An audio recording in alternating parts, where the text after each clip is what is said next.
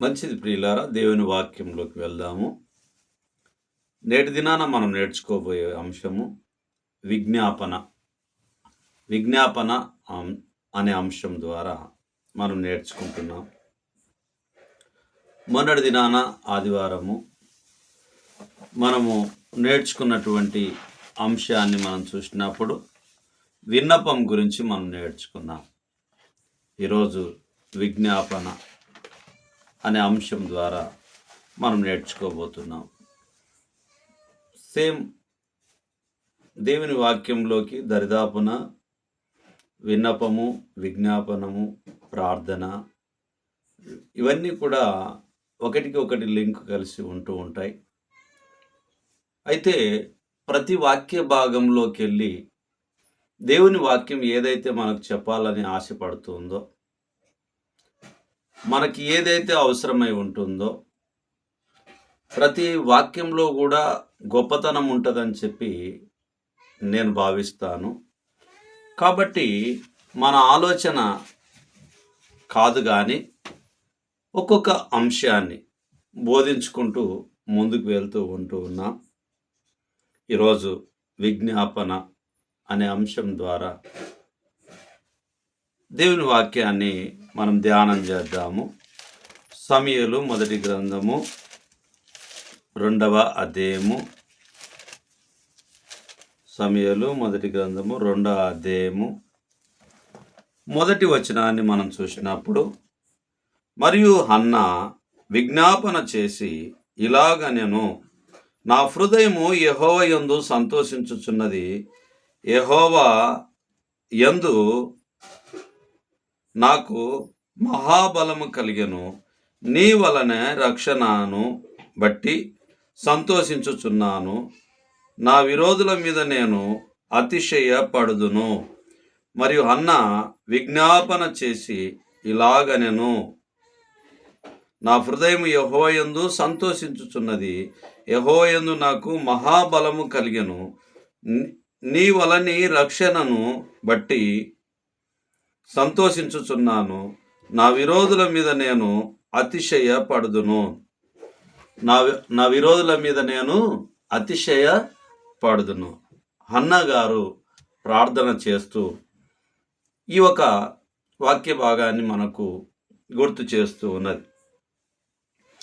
ఈ యొక్క మొదటి సమూయేలు గ్రంథంలో ఉన్నటువంటి ముఖ్య అంశాన్ని 2వ అధ్యాయం చూస్తే, హన్నా స్తుతి గీతము మరి దేవునికి చెల్లించే విషయాన్ని, అలాగునే ఏలీ కుమారుల పాపమును గురించి 18 నుంచి 12 నుంచి ఏలీ కుమారుల పాపం గురించి, 18 నుంచి సమూయేలు పరిచర్య గురించి, 27 నుంచి ఏలీ కుటుంబమునకు ఎదురుగా ఒక ప్రవచనము విషయాన్ని, ఈ 4 విషయాలు మరి మొదటి సమూయేలు గ్రంథము 2వ అధ్యాయము మొదటి వచనంలో మనము చూసాం. 25వ వచనంలో మనం చూసినప్పుడు, నరునికి నరుడు తప్పు చేసిన ఎడల దేవుడు విమర్శ చేయును గాని, ఎవరైనా యెహోవా విషయంలో పాపము చేసిన ఎడల వాని కొరకు ఎవడు విజ్ఞాపనము చేయును అనెను. అయితే యెహోవా వారిని చంపదలిచి ఉండెను గనక వారు తమ తండ్రి యొక్క మొరను వినకపోయిరి. ఈ విషయాన్ని మనం చూస్తే, ఒకవేళ నరుడు పాపము చేస్తే ఒకవేళ క్షమాపణ మనకు దొరుకుతుందేమో, కానీ యెహోవా యందు, దేవుని యందు మనం ఒకవేళ పాపము చేస్తే మనకు పాప విమోచన కలగదు అనేటటువంటి విషయాన్ని సమూయేలు గ్రంథంలో 2వ అధ్యాయంలో మొదటి వచనము మరియు 25వ వచనంలో మనం చూస్తూ ఉన్నాం. మొట్టమొదట హన్నా గారు దేవునికి విజ్ఞాపన చేసి ఉన్నది, దేవుని యందు సంతోషపడుతూ ఉంటున్నది. రెండో విషయాన్ని మనం చూసినప్పుడు 25వ వచనంలో చూసినప్పుడు, మరి నరునికి నరుడు పాపము చేసిన ఎడల యెహోవాకు నరునికి నరుడు పాపం చేస్తే ఒకవేళ క్షమాపణ ఉంటదేం కానీ, దేవుని కొరకు అంటే దేవుని మీద యెహోవా కొరకు పాపం చేస్తే ఒకవేళ అది క్షమాపణ దొరకదు అనేటటువంటి విషయాన్ని ఈ లేఖనము మనకు గుర్తు చేయబడుతూ ఉన్నది. హన్నమ్మ విజ్ఞాపన గురించి మొట్టమొదట మనం చూస్తూ ఉన్నాం. సమూయేలు మొదటి అధ్యాయము 21 సమూయేలు గ్రంథము మొదటి సమూయేలు 21వ అధ్యాయము 14వ వచనాన్ని మనం చూద్దాం.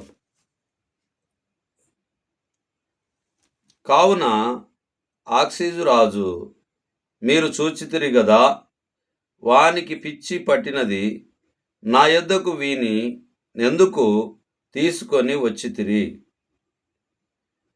పిచ్చి చేష్టలు చేయు వారితో నాకేమి పని? నా సన్నిధిని పిచ్చి చేష్టలు చేయుటకు వీని తీసుకొని వచ్చితిరేమి? వీడు నా నగరిలోనికి రాతగునా అని తన సేవకులతో అనెను.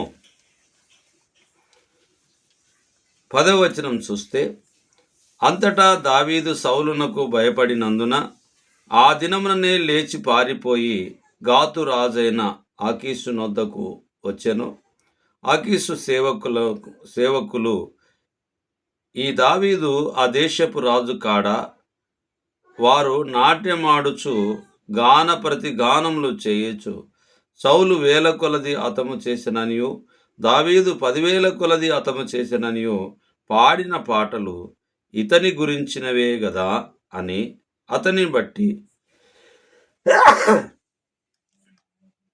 బట్టి రాజుతో మాటలాడగా, దావీదు ఈ మాటలు తన మనసులో నుంచుకొని గాతు రాజైన ఆకీషునకు బహు భయపడెను.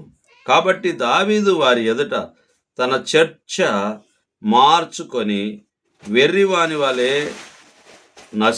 నటించుచు ద్వారపు తలుపుల మీద గీతలు గీయుచు ఉమ్మి తన గడ్డము మీదికి కారనిచ్చుచుండెను. వారతని పట్టుకొని పోగా అతడు పిచ్చి చేష్టలు చేయుచు వచ్చాను. కావున ఆకీషురాజు మీరు చూచితిరి గదా, వానికి పిచ్చి పట్టినది, నా యొద్దకు వీనిని ఎందుకు తీసుకొని వచ్చితిరి అనే విషయాన్ని మరి మొదటి సమూయేలు గ్రంథము 21వ అధ్యాయము 14వ వచనంలో మనం చూస్తూ ఉన్నాం. అలాగునే 2వ సమూయేలు గ్రంథము 24వ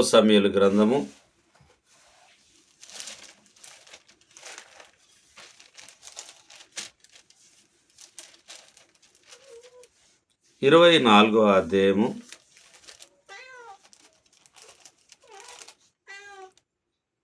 25వ వచనం చూసినప్పుడు, అక్కడ దావీదు యెహోవా నామమున ఒక బలిపీఠము కట్టించి దహన బలులను సమాధాన బలులను అర్పించెను. యెహోవా దేశము కొరకు చేయబడిన విజ్ఞాపనలను ఆలకింపగా ఆ తెగులు ఆగి ఇశ్రాయేలీలను విడిచిపోయెను. ఇక్కడ మనం ఆలోచన చేస్తే ఇశ్రాయేలులకు రాబోయేటటువంటి ఉగ్రత నుంచి తెగుళ్ళ గురించి విజ్ఞాపన చేయగా అవి ఆగిపోయెను అనే విషయాన్ని మనం చూస్తూ ఉన్నాం. హన్న తనకు సంతానము కావాలని దేవుని సన్నిధిలో విజ్ఞాపన చేసినప్పుడు దేవుడు ఆమె మొరను విని ఆమెకు సంతానాన్ని ఇచ్చినటువంటి విషయాన్ని మనం చాలాసార్లు జ్ఞాపకం చేసుకుంటున్నాం. అలాగునే దావీదు గారు బలిపీఠం కట్టించి ఇశ్రాయేలీల కొరకు మొరపెట్టగా ఆ యొక్క తెగుళ్ళు రానియకుండా దేవుడు కృప చూపించి ఉన్నాడు. మరి 2వ సమూయేలు గ్రంథము 24:25 మనం చూశాము. నెహెమియా గ్రంథము మొదటి అధ్యాయము 4వ వచనాన్ని మనం చూసినప్పుడు దేవుని వాక్యము మనకేం గుర్తు చేస్తుందో చూద్దాం. మొదటి అధ్యాయము 4వ వచనాన్ని, ఈ మాటలు వినినప్పుడు నేను కూర్చుండి ఏడ్చి కొన్ని దినములు దుఃఖముతో ఉపవాసముండి ఆకాశమందలి దేవుని ఎదుట విజ్ఞాపన చేసి తిని. ఎందుకొరకు ఈయన విజ్ఞాపన చేశాడు అనే ఆలోచన మనం చేయగలిగితే, అకల్య కుమారుడైన నెహెమియా యొక్క చర్యలు 20వ సంవత్సరంలో క్లిస్లెప్ మాసమున నేను షుషాను కోటలో ఉండగా నా సహోదరులలో అనానీయును ఒకడును యూదులలో కొందరును వచ్చిరి.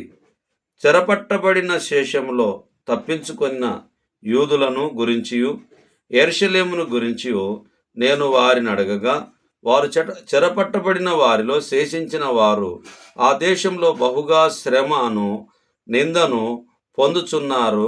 మరి యెరూషలేము యొక్క ప్రాకారం పడద్రోయబడినది దాని గుమ్మములు అగ్నిచేత కాల్చబడినవని నాతో చెప్పిరి. ఈ మాటలు వినినప్పుడు నేను కూర్చుండి ఏడ్చి కొన్ని దినములు దుఃఖముతో ఉపవాసముండి ఆకాశమందలి దేవుని ఎదుట విజ్ఞాపన చేసి తిని. మరి యెరూషలేము యొక్క ప్రాకారం మరి గుమ్మములు పడగొట్టబడి ఉన్నవి అనేటటువంటి విషయాన్ని ఎప్పుడైతే నెహెమియా గారు తెలుసుకున్న వెంటనే ఆయన ఉపవాసం ఉండి మరి దేవునికి విజ్ఞాపన చేసి ఉన్నాడు. అంటే దేవుని యొక్క మందిరాలు, దేవుని యొక్క సన్నిధి పడిపోయినప్పుడు, పడగొట్టబడినప్పుడు, కూల్చివేయబడినప్పుడు నెహెమియా గారు దేవునితో విజ్ఞాపన చేసి ఉంటూ ఉన్నారు. 5వ వచనం చూస్తే, ఎట్లనగా ఆకాశమందున్న దేవా యెహోవా, భయంకరుడవైన గొప్ప దేవా, నిన్ను ప్రేమించి నీ ఆజ్ఞలను అనుసరించి నడుచు వారిని కటాక్షించి వారితో నిబంధనను స్థిరపరచువాడా. ఆయన నిబంధనను స్థిరపరచువాడు కాబట్టి ఆయన మాటలను మరి నెహెమియా గారు జ్ఞాపకం చేస్తూ ఉన్నారు. ఎస్తేరు గ్రంథాన్ని మనం చూసినప్పుడు ఎస్తేరు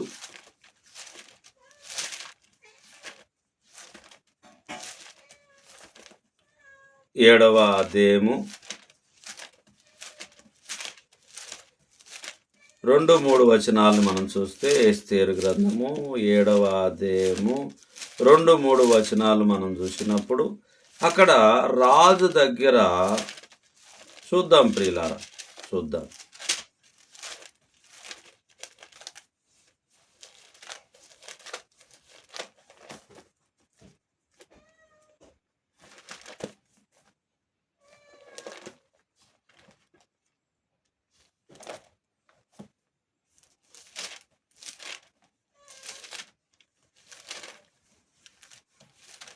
ఏడవ అధ్యాయము 2-3 వచనాలు మనం చూసినప్పుడు ఇక్కడ రాజు ఎస్తేరు రాని విజ్ఞాపన ఏమిటి? అది నీకు అనుగ్రహింపబడును. నీ మనవి ఏమిటి? రాజ్యంలో సగము మట్టుకైనను నీకు అనుగ్రహించదనని రెండవ నాడు ద్రాక్షారసం విందులో ఎస్తేరుతో అనెను. అప్పుడు రాణి అయిన ఎస్తేరు ఇలాగూ ప్రత్యుత్తరమిచ్చెను, రాజా, నీ దృష్టికి నేను దయ పొందిన దాననైన ఎడల రాజువైన తమకు సమ్మతి అయితే నా విజ్ఞాపనను బట్టి, నా ప్రాణమును, నా మనవిని బట్టి నా జనులను నాకు అనుగ్రహింపబడుదురుగాక. మరి ఎస్తేరుకున్నటువంటి బాధ్యత తన యూదుల జనుల ప్రాణమును రక్షించుటకు ఎస్తేరు రాజుతో విన్నపము చేసే విషయాన్ని, అలాగునే హామాను చేసిన ఉరికొయ్య మీద అతనినే ఉరి తీయుటకు రాజు ఆజ్ఞాపించెను. ఈమెలో 2 సుగుణాలు ఉన్నాయి. ఏమిటి అని అంటే, రాజుకు లోబడి ఉంటున్నది, రాజుతో తన మాట తీసుకొని ఉన్నది. రాజా, మీ చిత్తమైతే మరి నా జనులను, నా మనవిని ఆలకించమని కోరుతూ ఉన్నది. నెహెమియా గారిని చూస్తే మందిరము పడిపోయింది అన్నప్పుడు మందిరం కొరకు ప్రార్థన చేశాడు. మరి ఎస్తేరు గారు తన జనుల కొరకు తన మనవిని రాజుగారి ముందు ఉంచి ఉన్నది. మరి మనము కూడా మన విజ్ఞాపనములు మరి ఎవరికి చేస్తున్నాం, ఏ సందర్భంలో చేస్తున్నాం, ఎలా చేస్తూ ఉన్నాం, ఎందుకు చేయాలనేటటువంటి ఉద్దేశాలు కూడా మనం తెలుసుకొని దాని కొరకు విజ్ఞాపనము చేయడము చాలా ప్రాముఖ్యమై ఉంటూ ఉన్నది. మన యొక్క ఆలోచనలు, ఉద్దేశాలు దేవుని దృష్టిలో మరి అవి హృదయపూర్వకంగా, మనపూర్వకంగా మన మనవులు దేవుని సన్నిధికి చేరే భాగ్యాన్ని మనం సొంతం చేసుకోవాలి అని అంటే ఆ సందర్భము బట్టి మనము దీన మనసుతో దేవుణ్ణి ఎప్పుడైతే విజ్ఞాపన చేస్తామో మన విజ్ఞాపన దేవుడు వింటాడు, మనకు మేలును దయచేస్తాడనేటటువంటి విషయాన్ని మనం గ్రహించే వారిగా మనం ఉంటూ ఉన్నాం.